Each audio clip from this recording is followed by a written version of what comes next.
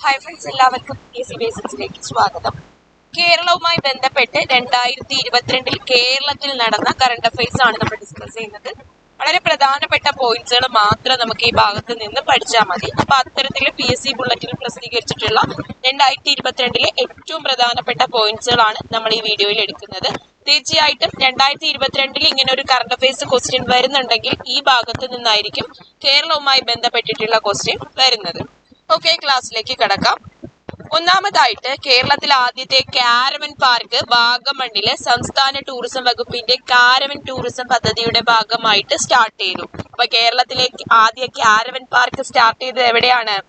വാഗമണ്ണിലാണ്. അപ്പോ സംസ്ഥാന ടൂറിസം വകുപ്പാണ് ഈ ഒരു സംഭവം സ്റ്റാർട്ട് ചെയ്തത്, ആദ്യ കാരവൻ പാർക്ക് സ്റ്റാർട്ട് ചെയ്തത്. കോട്ടയം ജില്ലയിലെ ഐമനം ഗ്രാമം 2022 സന്ദർശിച്ചിരിക്കേണ്ട ലോകത്തെ 30 വിനോദസഞ്ചാര ഗ്രാമങ്ങളിൽ ഒന്നായിട്ട് അന്താരാഷ്ട്ര ടൂറിസം മാഗസിനായ കോണ്ടേ നാസ്റ്റ് ട്രാവലർ തെരഞ്ഞെടുത്തു. അപ്പൊ ഐമനം ഗ്രാമത്തിനെയാണ് 2022 സന്ദർശിച്ചിരിക്കേണ്ട ലോകത്തെ 30 വിനോദ സഞ്ചാര ഗ്രാമങ്ങളിൽ ഒന്നായിട്ട് എടുത്തത്. ഐമനം ഗ്രാമം എവിടെയാണ്? കോട്ടയം ജില്ലയിലാണ്. നാഷണൽ ജിയോഗ്രഫിക് പുറത്തുവിട്ട ലോകത്തെ ഏറ്റവും റൊമാൻറ്റിക് ആയ 19 ടൂറിസം കേന്ദ്രങ്ങളുടെ പട്ടികയിൽ നമ്മുടെ ആലപ്പുഴ ഇടം പിടിച്ചു. ഇന്ത്യയിൽ നിന്നും ഈ പട്ടികയിൽ ഉൾപ്പെട്ടത് ആലപ്പുഴ മാത്രമാണ്. പടിഞ്ഞാറൻ യൂറോപ്പിലെ മൊസേലി റിവർ വില്ലേജ് ആണ് പട്ടികയിൽ ഒന്നാം സ്ഥാനത്തുള്ളത്. അപ്പൊ ആലപ്പുഴയാണെന്ന് ഓർമ്മിച്ചിരിക്കുക. നാഷണൽ ജിയോഗ്രഫിക് പുറത്തുവിട്ട ലോകത്തെ ഏറ്റവും റൊമാൻറ്റിക് ആയിട്ടുള്ള 19 ടൂറിസം കേന്ദ്രങ്ങളുടെ പട്ടികയിലാണ് ആലപ്പുഴ ഇടം പിടിച്ചത്. കേരള ചീഫ് ഇലക്ഷൻ കമ്മീഷണർ ആയിരുന്ന ടിക്കാറാം മീണ രചിച്ച ആത്മകഥയാണ് തോൽക്കില്ല ഞാൻ. അപ്പൊ തോൽക്കില്ല ഞാൻ ആരുടെ ആത്മകഥയാണ്? ടിക്കാറാം മീണയുടെ ആത്മകഥയാണ് തോൽക്കില്ല ഞാൻ. കുടുംബശ്രീയുടെ 25ാം വാർഷികം ആഘോഷിച്ചത് 2022 മെയ് 17-നാണ്. അപ്പൊ കുടുംബശ്രീ ആരംഭിച്ചത് എന്നാണ്? 1998 മെയ് 17-നാണ്. അപ്പൊ കുടുംബശ്രീയുടെ 25ാം വാർഷികം ആഘോഷിച്ചത് എന്നാണ്?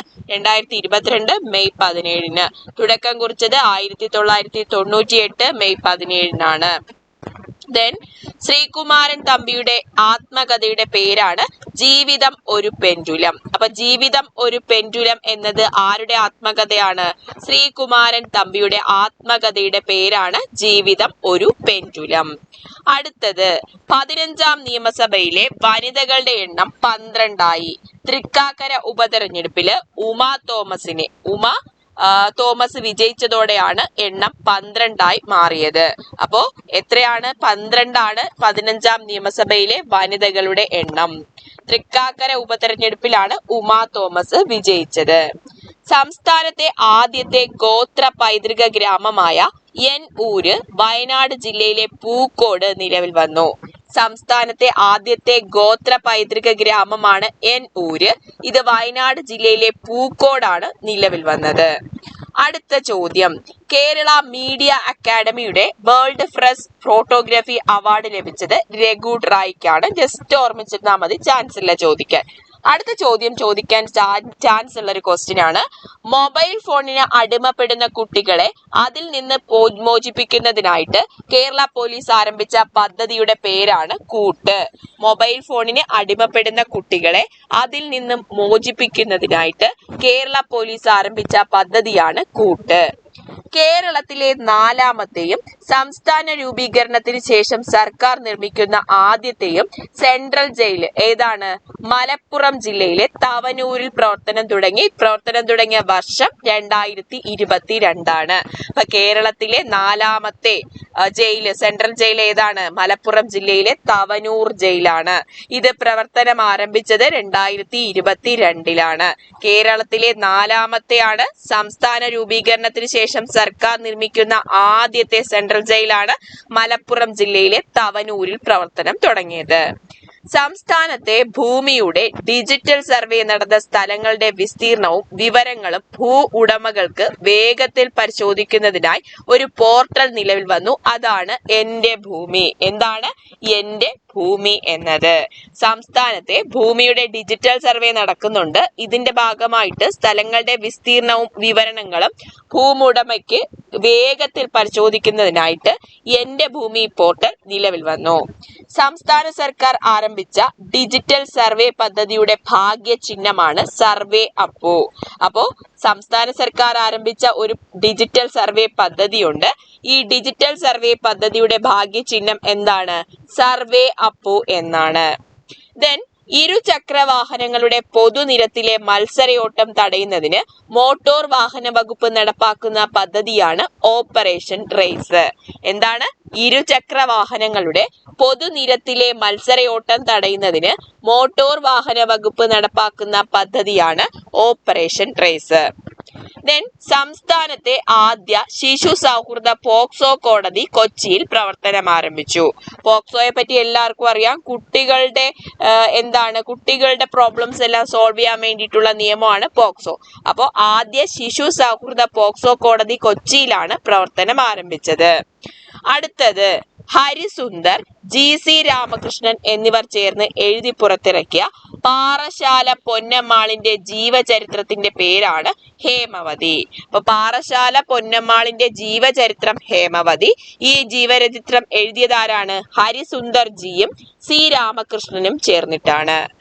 ഇന്ത്യയിൽ വാനര വസൂരി ആദ്യമായി റിപ്പോർട്ട് ചെയ്ത സംസ്ഥാനം ഏതാണ്? കേരളമാണ്. ഇന്ത്യയിൽ വാനര വസൂരി ആദ്യമായി റിപ്പോർട്ട് ചെയ്ത സംസ്ഥാനം കേരളമാണ്. നെക്സ്റ്റ് ചോദ്യം, നാസയുടെ കീഴിൽ ബഹിരാകാശ യാത്രയ്ക്കുള്ള പരിശീലനത്തിന് മലയാളിയായ ആതിര പ്രീത റാണി തെരഞ്ഞെടുക്കപ്പെട്ടു. നാസയുടെ കീഴില് ബഹിരാകാശ യാത്രയ്ക്കുള്ള പരിശീലനത്തിന് ഒരു മലയാളി തെരഞ്ഞെടുക്കപ്പെട്ടു. അതാരാണ്? ആതിര പ്രീത റാണിയാണ്. ആതിര പ്രീത റാണി. അടുത്തത് ഇമ്പോർട്ടന്റ് ആയിട്ടുള്ള ഒരു ക്വസ്റ്റ്യൻ ആണ്. കേരള നിയമസഭയിൽ ഏറ്റവും കൂടുതൽ അംഗമായിരുന്നതിന്റെ റെക്കോർഡ് ഉമ്മൻചാണ്ടിക്ക് ലഭിച്ചു. മരിക്കുന്നതിന് തൊട്ടു മുമ്പേ ലഭിച്ചിട്ടുള്ള ഒരു റെക്കോർഡാണ്. കേരള നിയമസഭയിൽ ഏറ്റവും കൂടുതൽ അംഗമായിരുന്നതിന്റെ റെക്കോർഡ് കിട്ടിയത് ഉമ്മൻചാണ്ടിക്കാണ്. 18,278 ദിവസം പൂർത്തിയാക്കിയതോടെയാണ് മന്ത്രി KM മാണിയുടെ റെക്കോർഡ് ആര് മറികടന്നത്? നമ്മുടെ ഉമ്മൻചാണ്ടി മറികടന്നത്. അപ്പോൾ ഉമ്മൻചാണ്ടി ആര് തോപ്പിച്ചു? KM മാണിയെ തോപ്പിച്ചിട്ട് ഇപ്പോൾ ഈ ഒരു റെക്കോർഡ് ആരുടെ കീഴിലാണ്? ഉമ്മൻചാണ്ടിക്കാണ് ഉള്ളത്. കേരള നിയമസഭയിൽ ഏറ്റവും കൂടുതൽ കാലം അംഗമായിരുന്നതിന്റെ റെക്കോർഡ് ആർക്കാണ്? ഉമ്മൻചാണ്ടിക്കാണ്. കേരള സംസ്ഥാന സർക്കാരിന്റെ നിയന്ത്രണത്തിലുള്ള ഓൺലൈൻ ഓട്ടോ ടാക്സി സംവിധാനമാണ് കേരള സവാരി.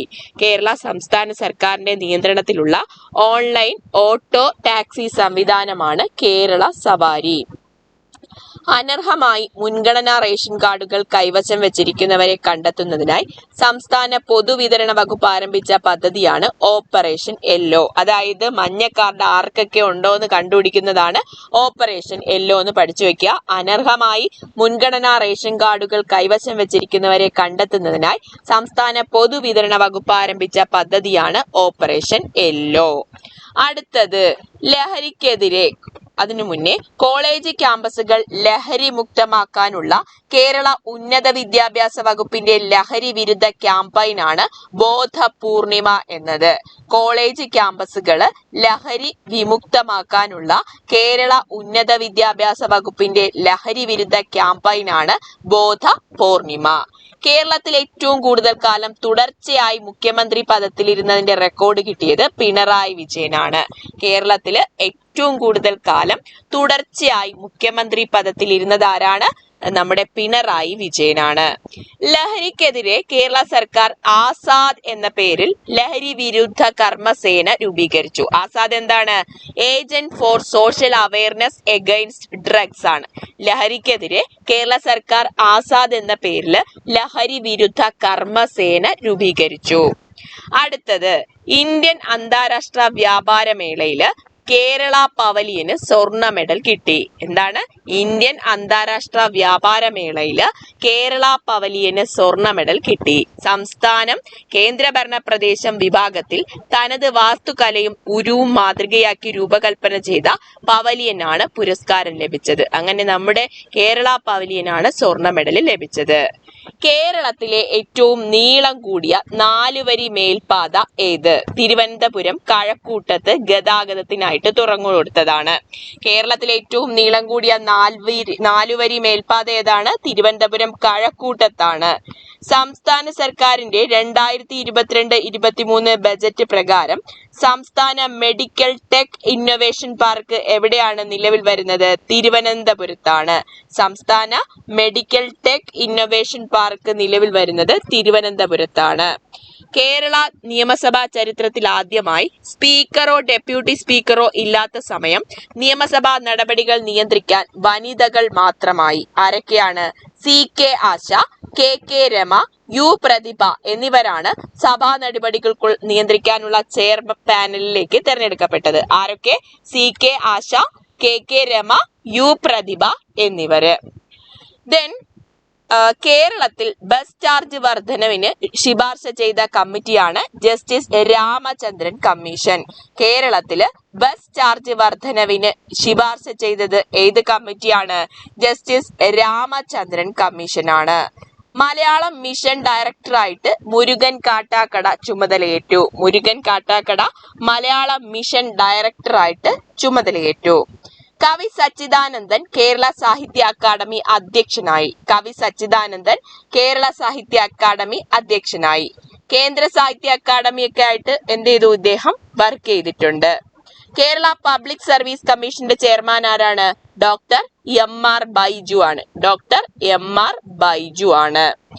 അടുത്തത്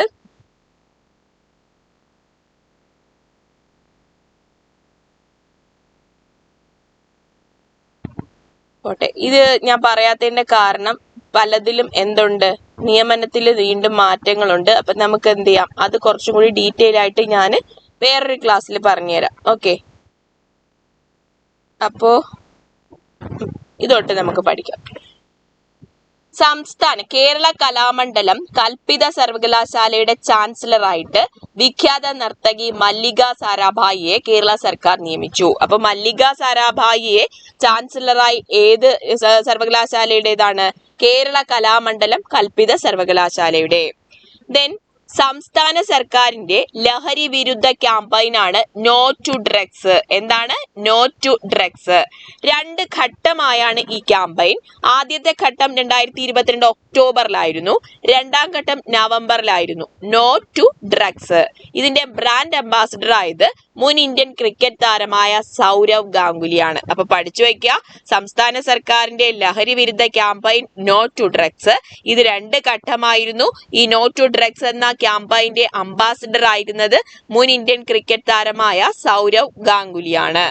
അടുത്തത് സഹകരണ ബാങ്കിംഗ് മേഖലയിലെ പ്രവർത്തന മികവിന് കേരള ബാങ്കിന് ദേശീയ അവാർഡ് കിട്ടി. National federation of state cooperative bank ഏർപ്പെടുത്തിയ അവാർഡില് പ്രഥമ സ്ഥാനമാണ് കേരള ബാങ്കിന് ലഭിച്ചത്. കേന്ദ്ര സർക്കാരിന്റെ ഭരണ പരിഷ്കാര പൊതുപരാതി വകുപ്പിന്റെ നാഷണൽ ഗവേണൻസ് സർവീസ് ഡെലിവറി അസസ്മെന്റിൽ കേരളത്തിന് 1ാം സ്ഥാനം കിട്ടി. എന്തിലാണ് കേരളത്തിൽ 1ാം സ്ഥാനം കിട്ടിയത്?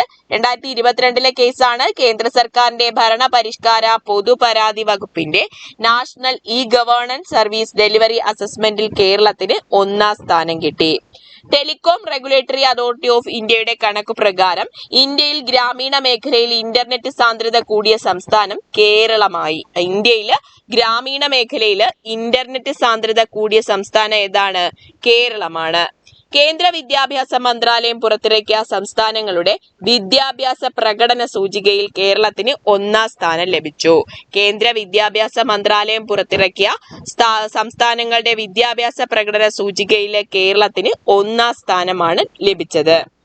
അടുത്തത് അന്തർദേശീയ സഹകരണ സഖ്യവും യൂറോപ്യൻ സഹകരണ റിസർച്ച് ഇൻസ്റ്റിറ്റ്യൂട്ടും ചേർത്ത് നടത്തിയ പഠനത്തില് കേരള ബാങ്കിന് ഏഷ്യയിൽ തന്നെ 1ാം സ്ഥാനം കിട്ടി. IT അധിഷ്ഠിത സ്കൂൾ വിദ്യാഭ്യാസത്തിൽ ദേശീയ അടിസ്ഥാനത്തിൽ കേരളത്തിന് മികച്ച നേട്ടം. വിദ്യാർത്ഥികൾക്കായി കമ്പ്യൂട്ടർ, പ്രൊജക്ടർ, ഇന്റർനെറ്റ് തുടങ്ങിയ സേവനങ്ങൾ ഒരുക്കിയതിൽ മികച്ച നേട്ടം കൈവരിച്ചതായി കേന്ദ്ര വിദ്യാഭ്യാസ മന്ത്രാലയത്തിന്റെ റിപ്പോർട്ട്. ദെൻ ദേശീയ കുടുംബാരോഗ്യ സർവേയുടെ 5ാമത്തെ റിപ്പോർട്ടിലും കേരളം മുന്നിലായി. ദേശീയ കുടുംബാരോഗ്യ സർവേയുടെ 5ാമത്തെ റിപ്പോർട്ടിലും കേരളം മുന്നില്. താമസയോഗ്യമായ വീടുകളിൽ ശൗചാലയം, വൈദ്യുതി, കുടിവെള്ളം, പെൺകുട്ടികളുടെ സ്കൂൾ വിദ്യാഭ്യാസം, ജനന രജിസ്ട്രേഷൻ, കുറഞ്ഞ ശിശുമരണ നിരക്ക് എന്നിവയിലാണ് കേരളം മുന്നിലെത്തിയത്. നിർധനർക്കുള്ള ഭവന നിർമ്മാണ പദ്ധതി ഏറ്റവും മികച്ച രീതിയിൽ നടപ്പാക്കിയതിനുള്ള കേന്ദ്ര ഭവന നഗരകാര്യ വകുപ്പിന്റെ 2021 പ്രധാനമന്ത്രി ആവാസ് യോജന അർബൻ പുരസ്കാരങ്ങളിൽ മികച്ച സമൂഹ കേന്ദ്രീകൃത പ്രോജക്റ്റിന് കേരളത്തിന് 1ാം സ്ഥാനം ലഭിച്ചു. കുടുംബശ്രീ ദേശീയ നഗര ഉപജീവന മിഷൻ സ്പാർക്ക് റാങ്കിങ്ങിൽ കേരളത്തിന് 1ാം സ്ഥാനം.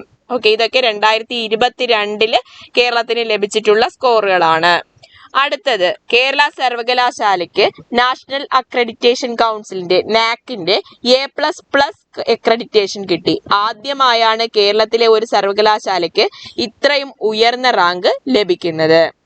അടുത്തത്, ക്ഷയരോഗ നിവാരണ പ്രവർത്തനങ്ങളിലെ നേട്ടങ്ങൾക്ക് സംസ്ഥാനത്തിന് കേന്ദ്ര സർക്കാരിന്റെ പുരസ്കാരം ലഭിച്ചു. കേന്ദ്ര ആരോഗ്യ മന്ത്രാലയത്തിന്റെ ക്ഷയരോഗ മുക്ത നിലവാരം വിലയിരുത്താനുള്ള സബ് നാഷണൽ സർട്ടിഫിക്കേഷന്റെ ഭാഗമായി ഏർപ്പെടുത്തിയ പുരസ്കാരത്തിന് സിൽവർ കാറ്റഗറിയിലാണ് കേരളത്തിന് പുരസ്കാരം ലഭിച്ചത്. സംസ്ഥാനങ്ങളുടെ പട്ടികയിൽ സിൽവർ കാറ്റഗറിയിൽ പുരസ്കാരം നേടുന്ന ഒരേ ഒരു സംസ്ഥാനമേ ഉള്ളൂ, അത് കേരളമാണ്. അടുത്തത്, നീതി ആയോഗിന്റെ ഊർജ പാരിസ്ഥിതിക സൂചികയിലും കേരളത്തിന് 2ാം സ്ഥാനം ലഭിച്ചു. വൈദ്യുത വിതരണ മേഖലയിലെ കാര്യക്ഷമതയും പാരിസ്ഥിതിക സൗഹൃദ നടപടികളുമാണ് പുരസ്കാരത്തിന് അർഹമാക്കിയത്. സമഗ്ര ടൂറിസം വികസന വിഭാഗത്തിൽ തുടർച്ചയായി 4ാം തവണയും കേരളത്തിന് ദേശീയ പുരസ്കാരം ലഭിച്ചു. ഓക്കെ, അടുത്തത്,